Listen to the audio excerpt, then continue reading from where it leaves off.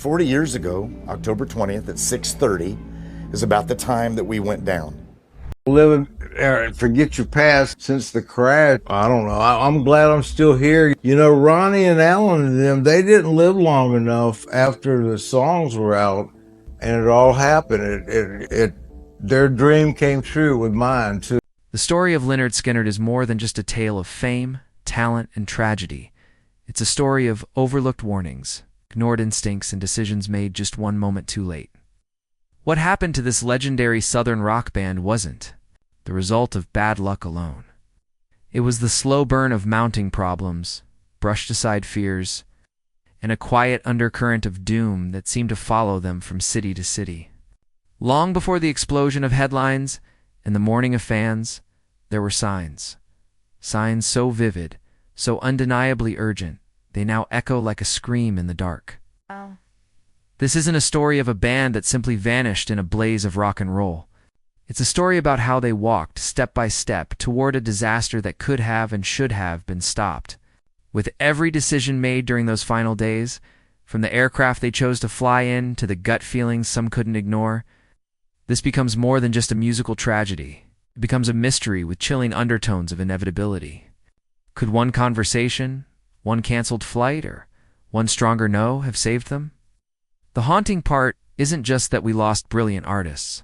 The haunting part is how close they were to escaping the jaws of death, and how the final fatal choices were made with weary trust, blind optimism, and a subtle sense of surrender to fate. Before the world would lose Ronnie Van Zant, Steve Gaines, Cassie Gaines, and others, there was a moment, a brief, razor-thin moment, when the course could have changed. But it didn't. And once that moment passed, the countdown to catastrophe began. By 1977, Lynyrd Skynyrd wasn't just another Southern rock band. They were cultural icons. Born out of Jacksonville, Florida, their rise to fame was anything but smooth.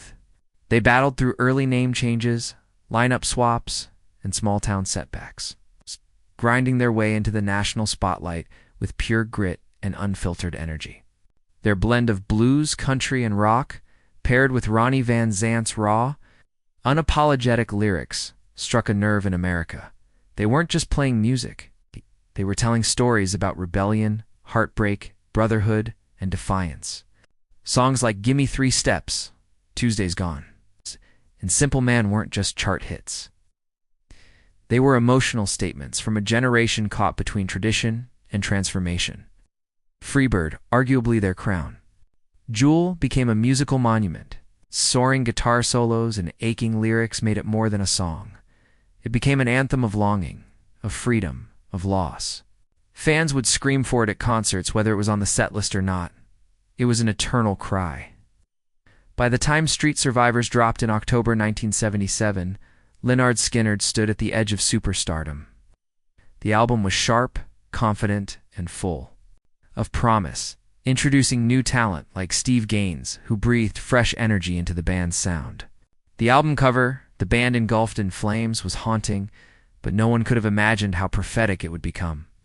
Just 3 days later, fire would become metaphor made real.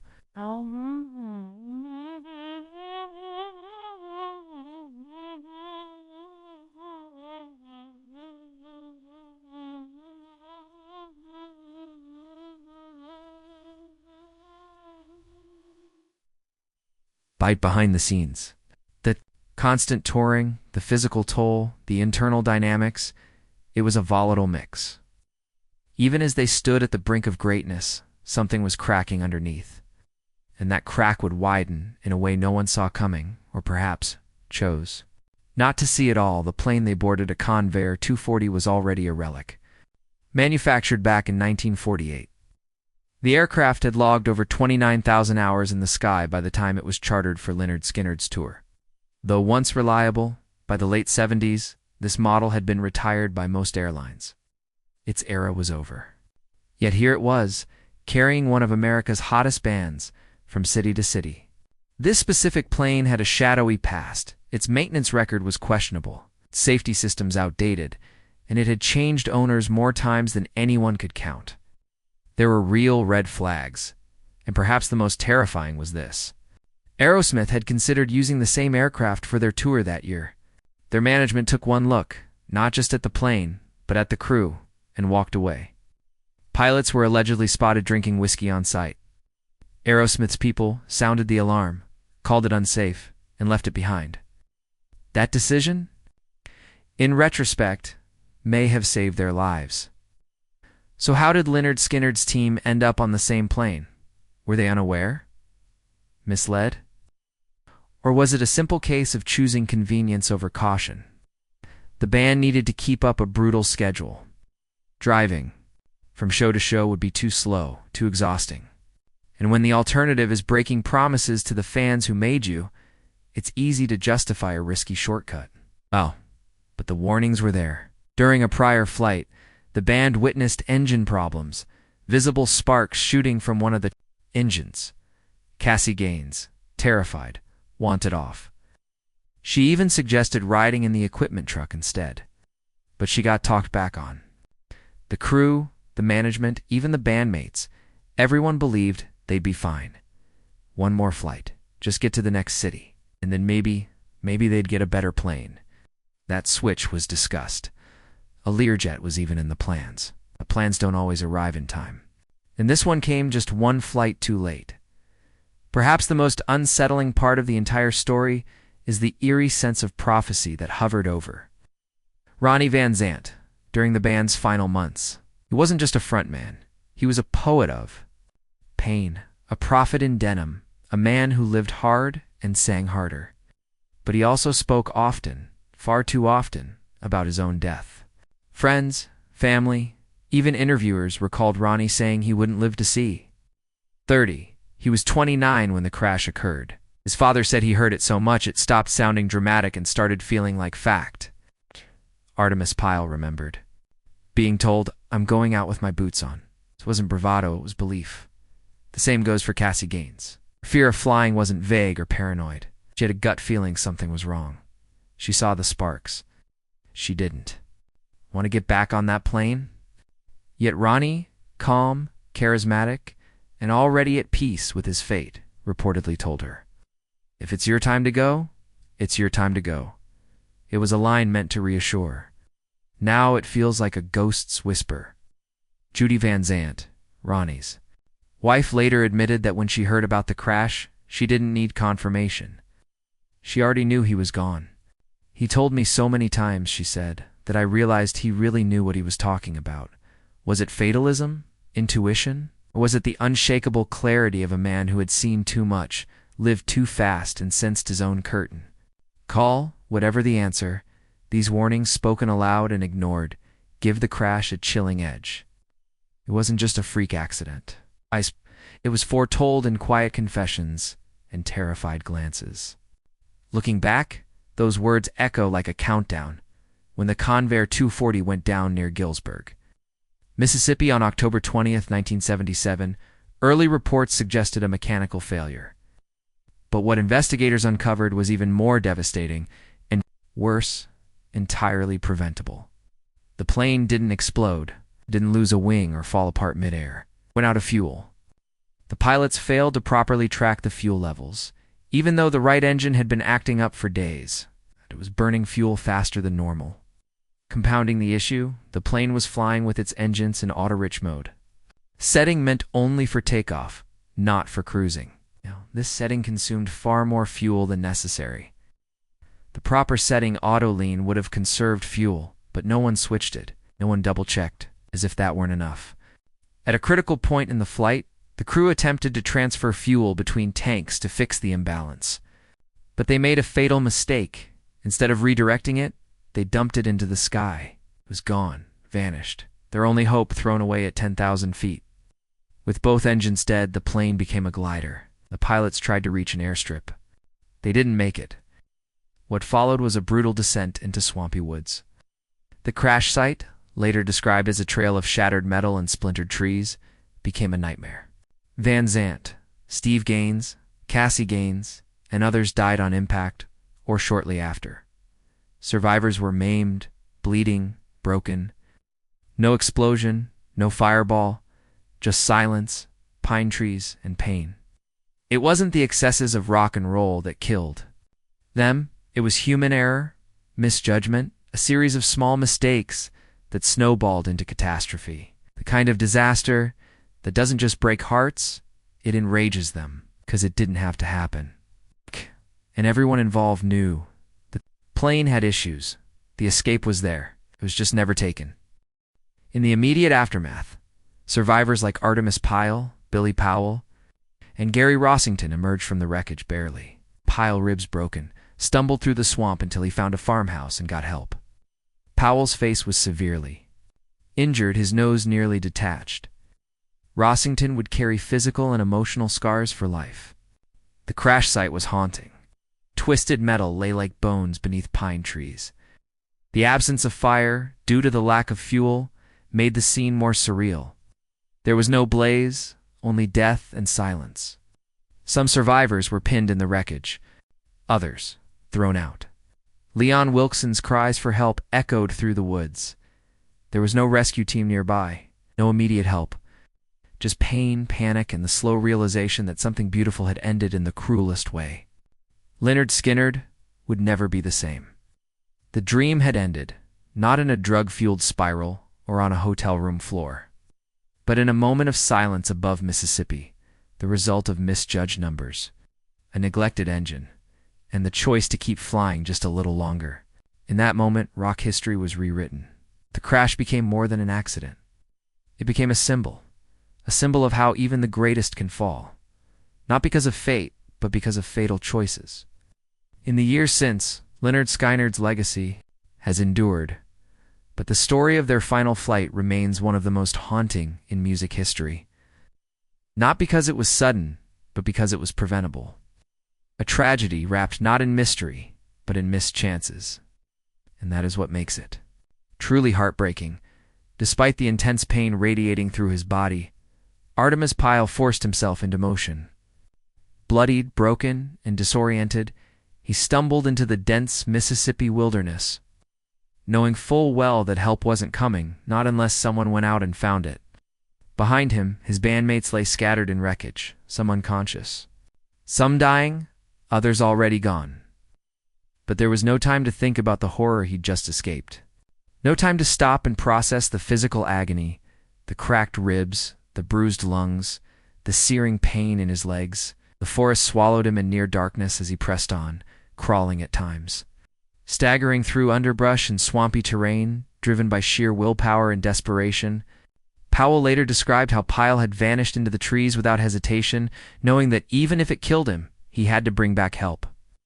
Eventually, Pyle reached a creek, crossed it, and tore his flesh on barbed wire fencing as he pulled himself toward a nearby rural farmhouse. But instead of rescue, he was met with suspicion.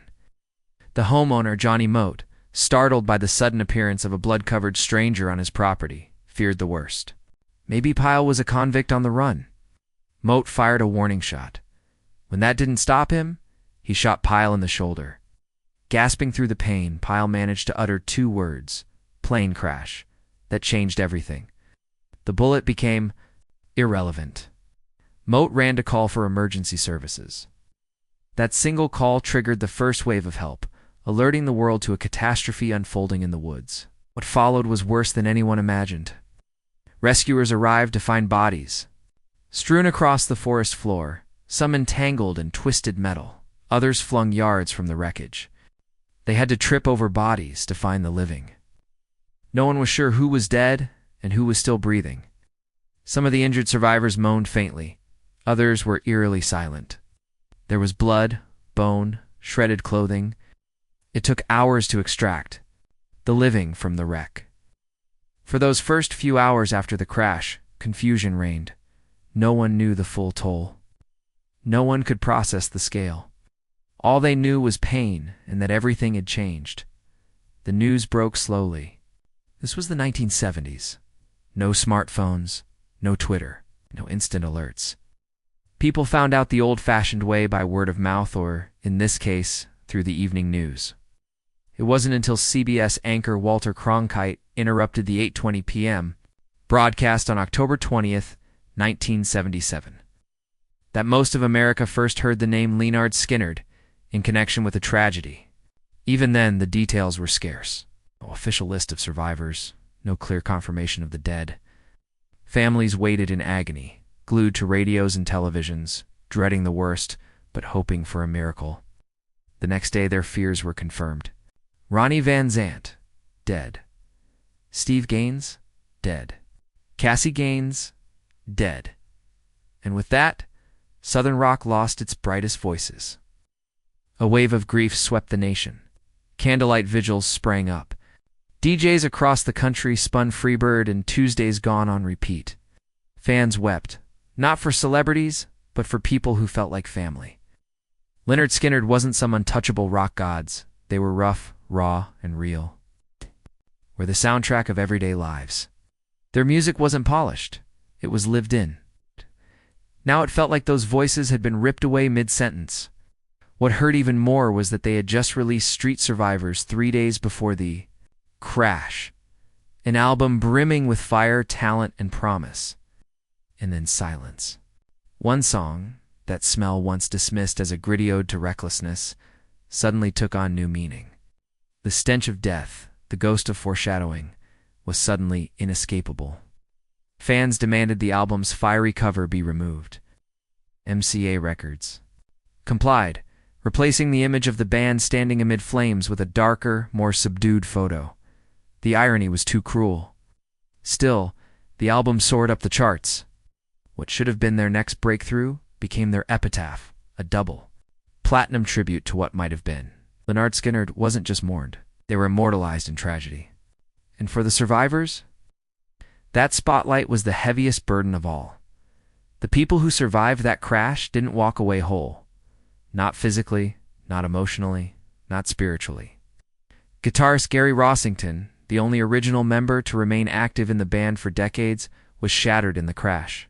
He suffered 2 broken arms, a mangled leg, a punctured liver and stomach, broken ribs. His body was a roadmap of pain. He underwent countless surgeries, lived with chronic pain, and still carried the music forward for the rest of his life. But the wounds never really healed. He eventually developed heart issues, requiring bypass surgeries, and yet he kept performing until his passing in 2023. With his death, the last original piece of the Skynyrd puzzle was gone. Then there was bassist Leon Wilkeson. He was so badly injured that he was declared dead 3 times during rescue attempts. His chest was crushed, his face disfigured. One arm was nearly destroyed. He'd need custom braces just to play bass again. Still, he came back. He rejoined the band in the 80s, but his health never fully recovered. Wilkeson passed away in 2001, officially from chronic liver and lung disease, though many suspected the crash's toll had something to do with it. And Alan Collins, the soul behind much of Skynyrd's sound, faced one tragedy after another. In 1986, he crashed his car while driving under the influence, killing his girlfriend and leaving himself paralyzed from the waist down. He never walked again.